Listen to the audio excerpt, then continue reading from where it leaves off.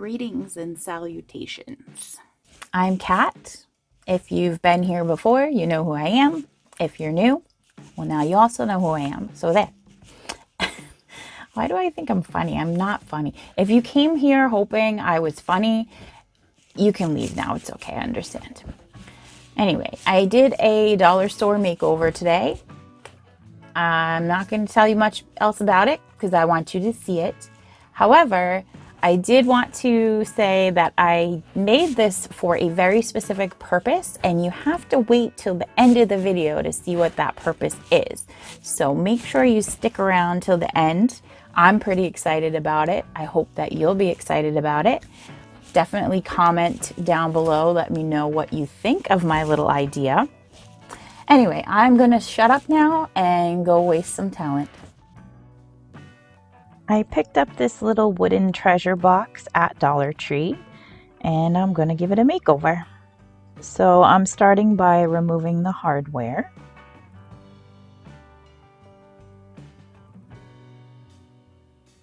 And you want to make sure you don't lose any pieces, so you got to put them in a little bowl that's shaped like a teddy bear, which is also from the Dollar Tree.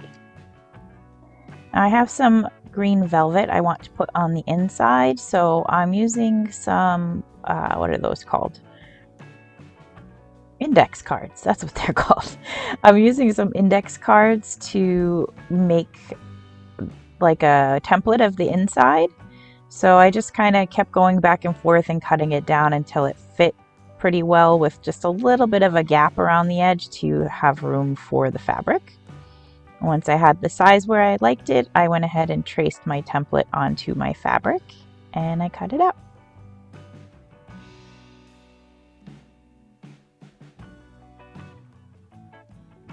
I'm going to use Fabri-Tac to stick it to the inside of the box.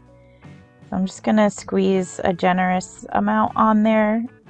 Not too generous because we don't want it to come through the fabric.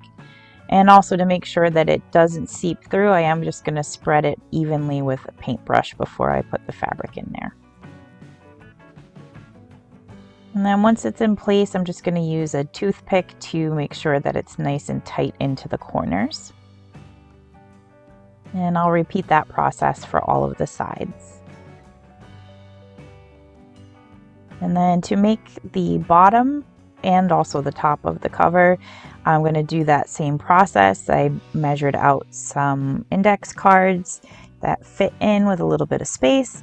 And then I'm actually going to use the index card as a base. So I'm actually going to layer it.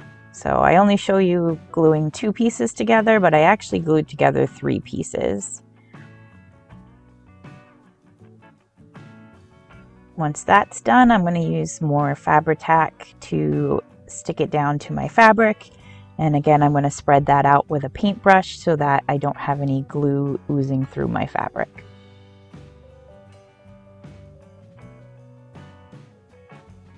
I'm just going to leave an even amount of space all the way around my card. It doesn't have to be perfect. I didn't actually measure, I just eyeballed it. Once I have that even amount on all 4 sides, I'm just going to snip off each corner. And I'm going to take my Fabri-Tac again and run a bead of glue along each edge and fold down the fabric.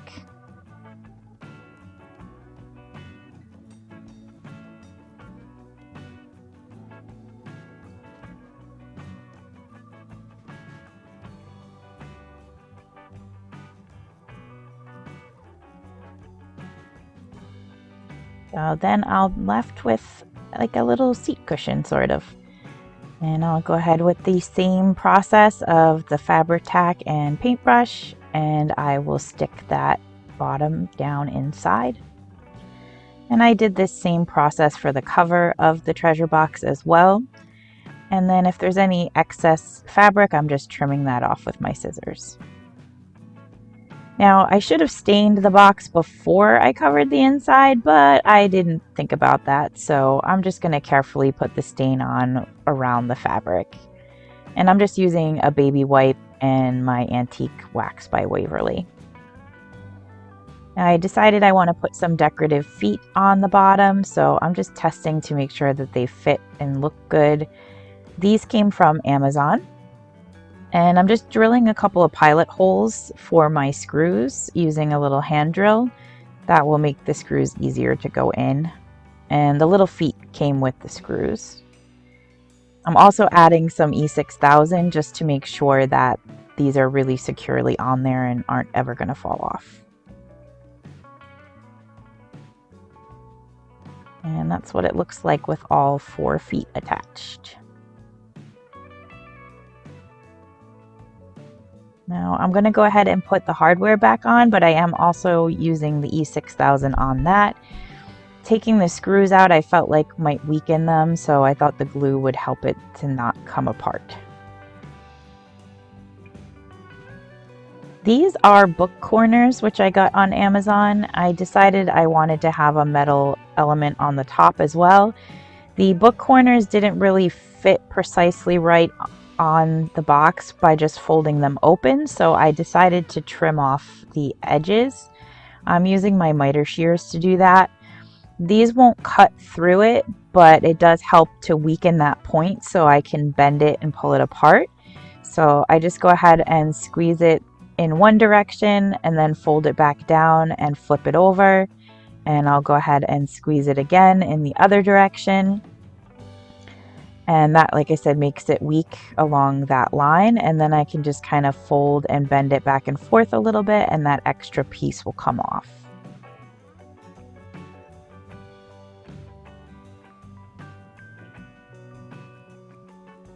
So now I'm left with some fairly flat bits, and I'm going to use E6000 to glue them on. They are a little big, so they do overlap, but I didn't mind that. I thought it looked okay. And once I get them all positioned where I want on the corners, I'm going to put some weight on them and let them dry with the weight on it so that it makes sure they stay flat. And these are called, I think, 123 blocks or 321 blocks. They're some kind of woodworking tool, but they're steel and heavy. And then I just used a jeweler's hammer when it was dry to just hammer down the edges so we don't have anyone cutting themselves on any sharp corners. Now I'm going to use a black wash to go through and age this a bit. The black wash recipe I use is the one that was invented, I believe, by Black Magic Craft. So if you'd like to know the recipe for that, you can go to his channel and look that up. And I'm just putting the black wash all over in different places. I'm especially focusing on the hardware so that it matches a little better to the feet. This little cameo was off of some jewelry. I just snipped the top off of it, and I'm using hot glue to attach it.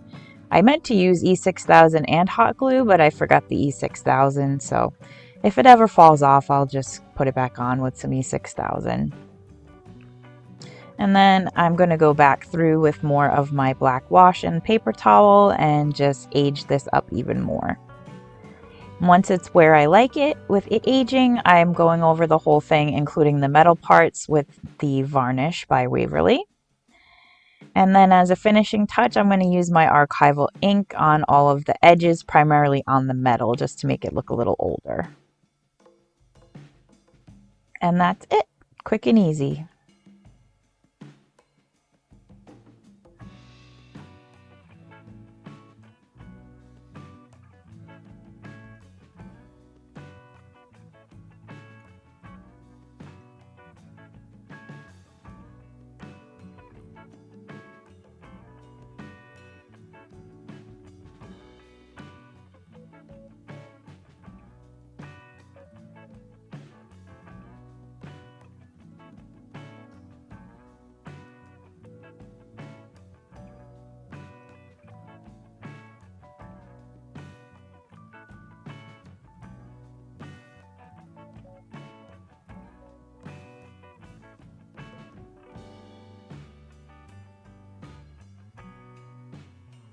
So I was inspired to do this by Darkest Raven Designs.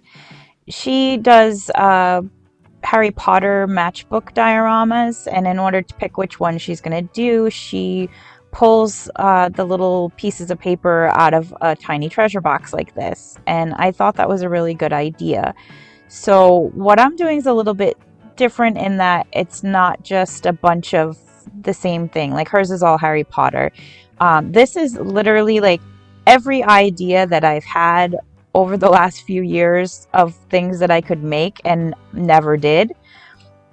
So to motivate myself to do those things, I've decided to write them all down and put them in this box.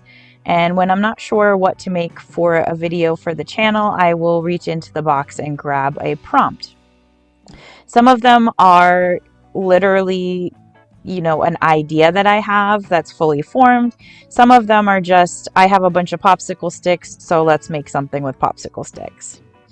As you can see, there's a lot more of them than what I showed you in that last clip. I actually have enough to fill this thing twice. So now that that's done, we'll pick one. But first, let me also show you the other reason that I'm doing this. My stash is starting to get out of control. So as you can see here, I've just got boxes of stuff everywhere. We've got dolls and squishies and thrift store finds. This little container over here has books and clipboards that I want to take apart. These are mostly wood items from Dollar Tree and Walmart and cigar boxes. I've got florals. I have all kinds of ephemera here and little bits and pieces. Some of this is crafting tools, but some of it's ephemera, mica powder, resin. All of this stuff is, beads, buttons, toys, pearls, gold pieces of jewelry. I've got clay. I've got flowers, all different kinds of flowers. I've got toys. I've got bits of nature, moss, pine cones. Like, you name it, I probably have it. All of that is scrapbook paper. This is like all my tools, my stamps, stickers. I've got pieces of wood, felt, foam. I have all these drawing implements. I have canvas. And of course, I have some sketchbooks and watercolor paper and pastel paper. Like, literally everything. And then, of course, my brand new Cricut. So that's why I also want to do this. I need to use up some of my stash. I'm going to also try not to buy anything new, with the exception of Dollar Tree. I cannot not go to Dollar Tree because if you go to Dollar Tree that they don't always have things all the time, so you have to get them when they're there. So I am allowing myself Dollar Tree shopping, but that's it. So it looks like we've pulled mini carousel. I'm not sure how I feel about that. Wouldn't be my first pick, but it is something I thought of that might be cute, and I will do it. That's the point of this, is to challenge myself. So I will be bringing that to you soon. I do also just want to say that I do have a full-time job, so I may not be able to do certain projects in a week. So for example, I pulled mini carousel this week. I can't guarantee you I will have that mini carousel completed by next week. It depends on how long it takes me. Sometimes I can do something really quick, but usually when I'm doing something for the first time, it takes me a lot longer because I'm learning as I go. And I'm also a perfectionist, and I have like an eye for detail. So something that somebody might slap together in 5 minutes, it'll take me 3 hours because every little detail has to be perfect. So just so you know, there may be weeks that I will take off in between in order to get some of the more complicated things done. I also will probably take breaks in between for holiday items. Like, I plan to do some St. Patrick's Day DIYs. So you may not see just this every week, but you probably will see a lot of this going forward. I'm hoping that you guys like this idea. I mean, either way, it's different types of crafting that you're going to see. So hopefully that's interesting. The way that I choose which crafts I do, maybe not interesting to you, but it's helpful to me. So anyways, I hope that you enjoyed this video. I hope you're excited to see what the mystery box will bring us in the future. And, comment below if you have any ideas of things that you think I can do with any of the stuff that you spied in that quick tour of my craft room. I'll certainly add it to the list. I've always got room to add more of those little scrolls. So that being said, I hope you all have a great day. I thank you so much for watching. Stay safe, and I'll see you in the next one. Bye.